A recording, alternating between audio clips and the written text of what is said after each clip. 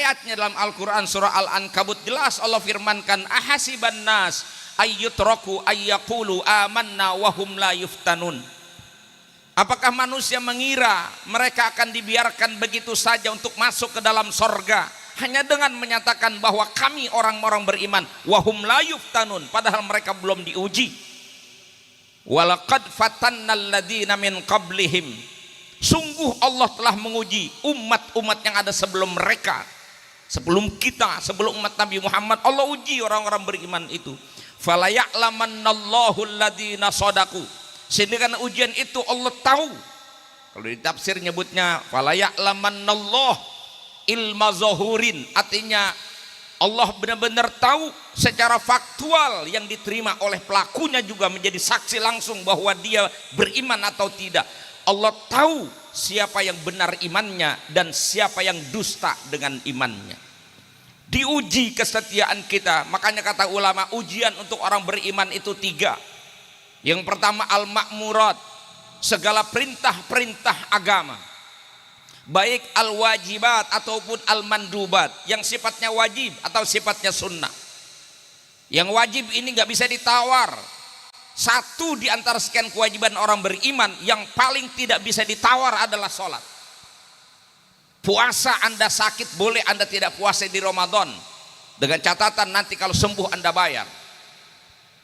Zakat tidak semua orang Islam wajib zakat, hanya yang kaya saja yang wajib zakat. Zakat mal maksud saya. Kalau zakat fitrah nggak usah dibahas, 3,5 liter itu mah. Artinya kewajiban zakat berlaku bagi orang yang kaya, yang miskin tinggal nerima. Haji apalagi nasnya jelas, man istata'a ilaihi sabila, yang punya kemampuan untuk berangkat, yang nggak mampu tenang, surganya sama insya Allah.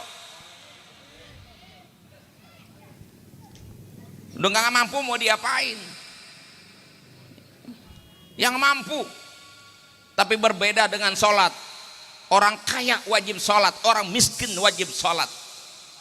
Tapi yang namanya sholat, Anda mau kaya mau miskin, Anda sehat Anda sakit, selama masih sadar wajib sholat. Itu kewajiban melekat dari Allah subhanahu wa ta'ala.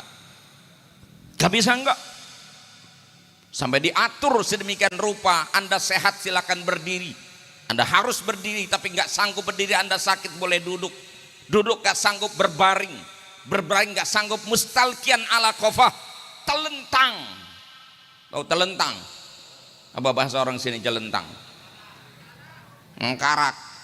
Nah begitu dah. Perpindahan rukun cukup ditandai dengan kedipan mata atau komat kamit Anda punya mulut. Tahap berikutnya, mata tidak lagi mampu berkedip, mulut tidak lagi mampu mengucap, tapi pikiran masih ada, tetap sholat itu wajib. Dan pada titik Anda tidak lagi berfungsi akal, pikiran dan hati Anda, saat itu gugurlah kewajiban, dan saat itu Anda sudah pantas untuk dibungkus. Jadi berhenti kewajiban sholat itu kalau sudah sampai pada tahapan layak untuk dibungkus sebagai jenazah. Melekat kewajiban itu berupa kewajiban ujian kita. Maka dilihat kesetiaan kita dengan ajaran ini. Disebutkan al-ahdu bainana, relasi hubungan kita dengan Tuhan, perjanjian kuat yang kita pegang itu lewat sholat kita.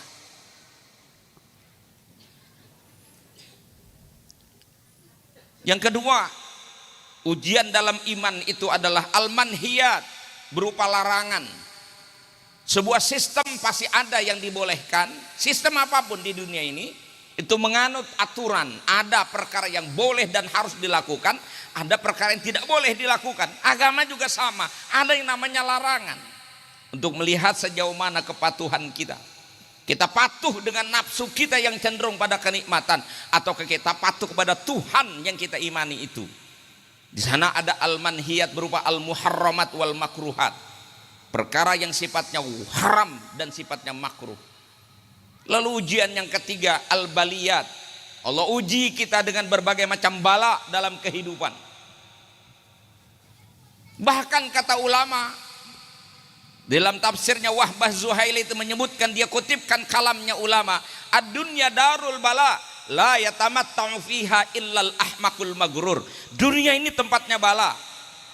Tidak ada orang yang hidupnya senang terus di dunia ini kecuali orang-orang yang idiot, yang tertipu, yang nggak pernah tahu masalah, taunya senang aja. Makanya kalau hidup mau senang melulu itu sama aja orang idiot itu.